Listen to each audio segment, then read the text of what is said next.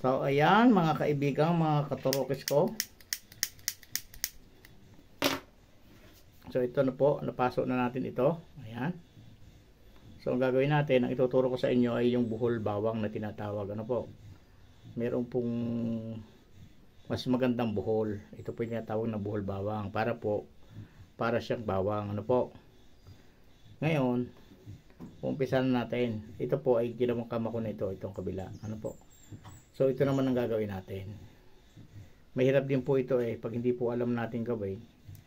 Mahirap din po itong gawin. Ano po? Kailangan po tayo ay magbigay ng kaunting kaalaman ng tips po. Ano? Paabot din sa mga marurunong na po, di salamat po sa inyo, parunong na kayo.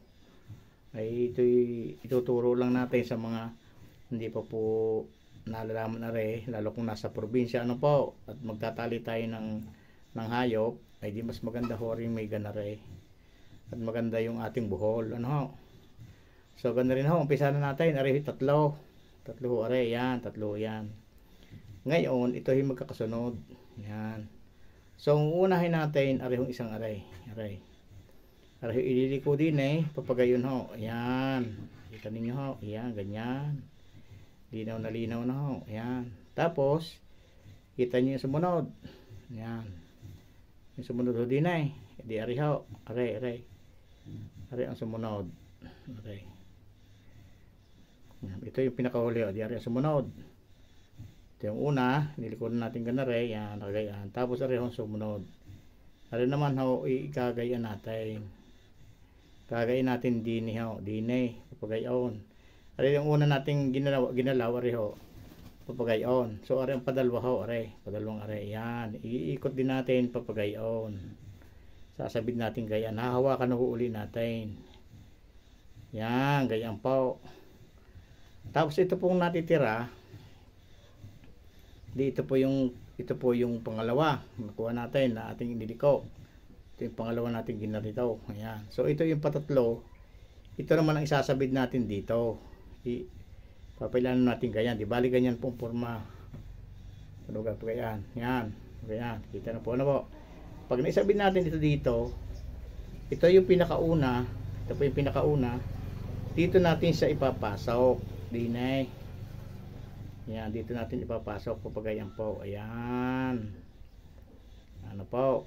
Tapos yan, buwag na gayaan. Ano po? Basta tama, patakan natin ng kaunti. Ayan.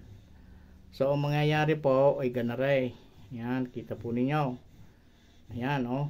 Yan. Kailangan pong maluwag na konti para makita ninyo. Ano po? Ayan, tingnan nyo po. Magkakahiwalay yan. Aridine.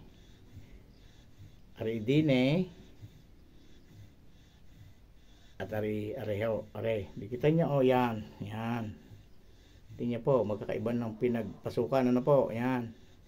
Kaya pinapakita ko po mabuti para madali nating sundan. Ano po? Ang padalawang proseso po ay mas madali na. Dahil, susundan na lang po natin ito. Itong una natin ginawa. Ano po? Ito yung pinakauna. So, ipapasok natin ulit din Ayan. Ipapasok natin diyan.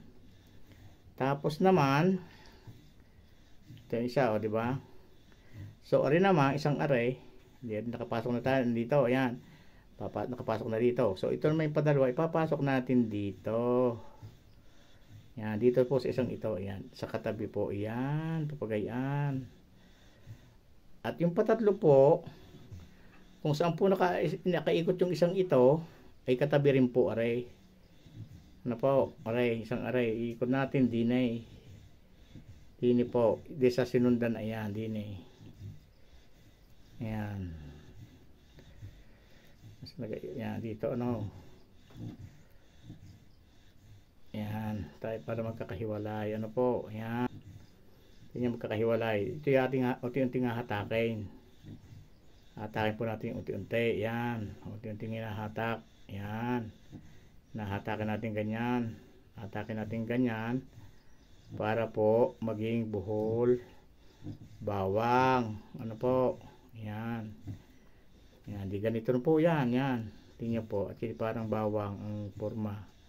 Pag ating pong nahila. Ito yung medyo maliit pong pagkakalubid. Kaya hindi po natin masyadong mapansin na yan. Tingnan po. At bilog na bilog po siya. Ayan. Ayan po. Bilog po. Kita niyo po nyo. Kita niyo po, bilog. At yan po parang bawang. Ano po, ayan o. Ito yung nasa gitna po lahat. Yan. Kailangan pag sumasamahin natin ito sa gitna, para pag ito ay ating pinutol, pinutol po, tingnan po. Yan. Tingnan po. Pangalawa po, ang ituturo ko ay yung pagkakama. So, kaya ko po rin itinuturo dahil baka po mayroon pang makapanood na rin hindi po alam ang magawa ng ganda rin. Ano po? So, depende na po sa luang. Kung anong gusto po yung luang nito. So, itutupiin lang natin ito. Umpisa na natin. Ito yung importante. Una muna ho ito yung ating sunugin na konti. Para po hindi mag-iwahiwalay. Mahirap pong ipasok ito kapag ito iwahiwalay. Tapos, tansyahin natin kung gaano kalaki ang ating magiging butas. Ano po? Bago, kung matikas po, gagamit po tayo ng nung pusod o kaya sinsil o basta yung matikas na bagay o kay bakal na matulis. Ito po yung malambot lamang, kaya kaya po itong ikutin. Ginaganito lang po yan.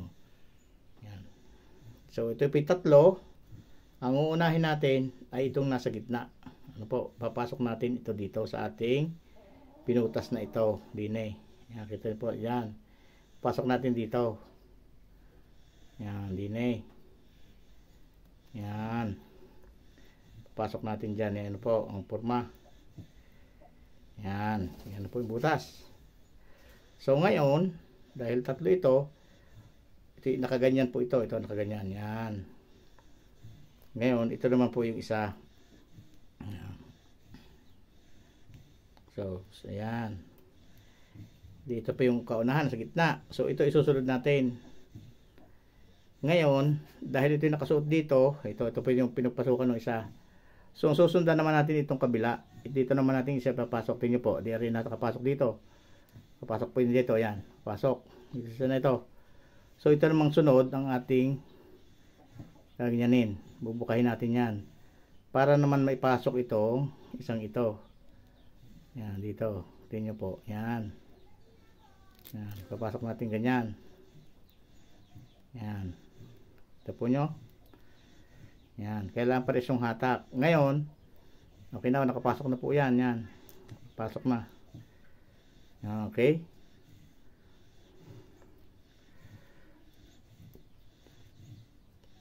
Sumunod natin gagawin ay ito namang isa. Itong panghuli. So kita naman po nyo ito. Ito yung isa nakapasok dito. Dito sa likod nito. Yung isa naman po yung sa likod nito. So ang gagawin natin, kukunin ulit natin ito. Iaangat natin. Yan, kung bakal po ang gagamitin natin. Ito malambot lang po kaya ito ay nagaganito natin ng kamay. At itong pinakahuli na ito, siya naman nating ipapasok dito. Yan. Kita po nyo, kita nyo. Yan, ganyan. Yan. Yan, ganyan na po. Yan. Yan, kita nyo. Oh.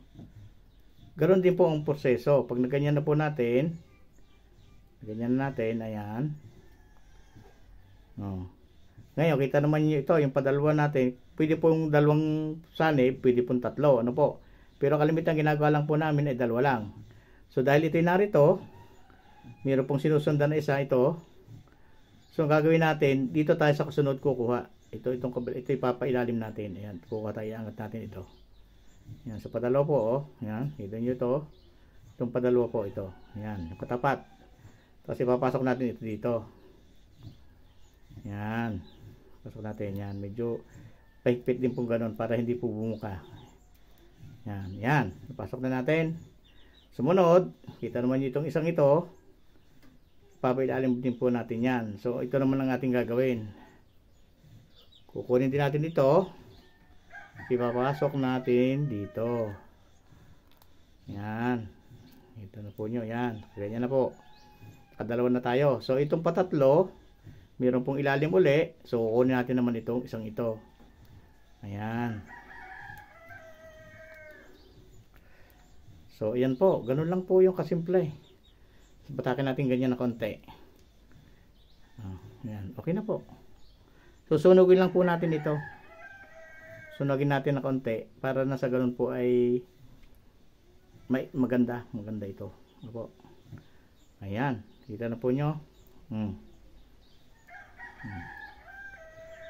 Ayan po yun.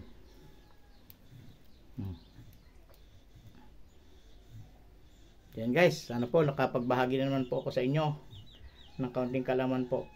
Maraming pong salamat.